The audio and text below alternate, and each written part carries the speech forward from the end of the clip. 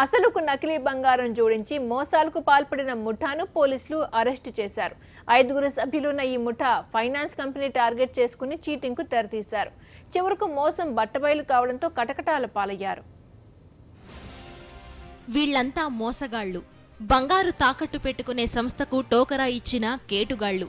ఇక అసలు విషయానికి వస్తే గుజరాత్కు చెందిన మస్తాన్ సికింద్రాబాద్ పీఓటీ మార్కెట్లో హార్డ్వేర్ దుకాణం నడిపేవాడు. అతనికి దాపూర్, మహమ్మద్ సుబాన్, షహీం ఖాన్ అనే వాళ్లతో పరిచయం అయింది. మస్తాన్ హార్డ్వేర్ షాపులో నష్టాలు చవిచూడటంతో ఈజీగా మనీ సంపాదించాలని పథకం రచించాడు. స్నేహితులతో కలిసి నకిలీ బంగారంపై 2-3 పూతలు బంగారాన్ని తాపడం చేశాడు.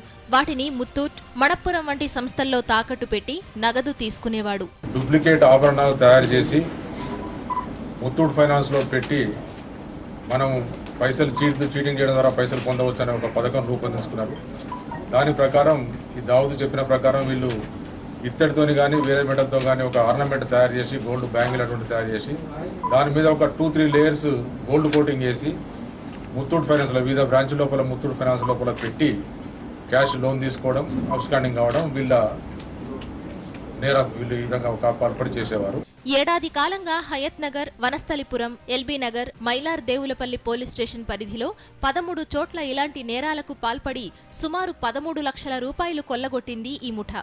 ఇంటర్నెట్లో డౌన్లోడ్ చేసిన వేరొకరి ఆధార్ కార్డులకు తమ ఫోటోలు జోడించి ఫైనాన్స్ సంస్థలను మోసం చేసినట్లు పోలీసుల విచారణలో వెల్లడైంది. ముత్తూట్ ఫైనాన్స్ పోయినప్పుడు మనకు వాళ్ళు ఐడి ప్రూఫ్ అడుగుతారు కాబట్టి దానికోసం వీళ్ళు ఒక ఐడి ప్రూఫ్ తయారు చేసే మెషిన్ ఒకటి, ఫేక్ ఐడి ప్రూఫ్స్ కూడా తయారు చేసి ఫోటోస్ అవే ఉంటాయి కానీ వివిధ ముత్తూట్ ఫైనాన్స్ లో పెట్టినప్పుడు పేరు చేంజ్ చేసుకుంటూ ఆ షూరిటీ కార్డ్స్ పెట్టి తీసుకోవడం జరిగింది. దాని ద్వారా వీళ్ళు ఇంపర్సనేషన్, చీటింగ్ కూడా చేయడం జరిగింది. వీళ్ళందరూ కూడా మొత్తానికి ఇప్పుడు 13 నేరాలు, ఇట్లా 13 ఫైనాన్స్ బ్రాంచ్ లోపల 13 వద్ద వివిధ రకాల గోల్డ్ ఆభరణాలు తాకట్టు పెట్టి మొత్తం 11 లక్షల చిల్లర తీసుకోవడం జరిగింది. ఈ ముఠాపై కన్నేసిన పోలీసులు వలపన్నారు.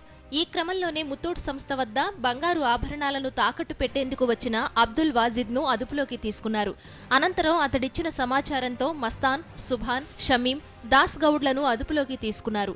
అసలు నిందితుడు దావూద్ పరారీలో ఉన్నాడు.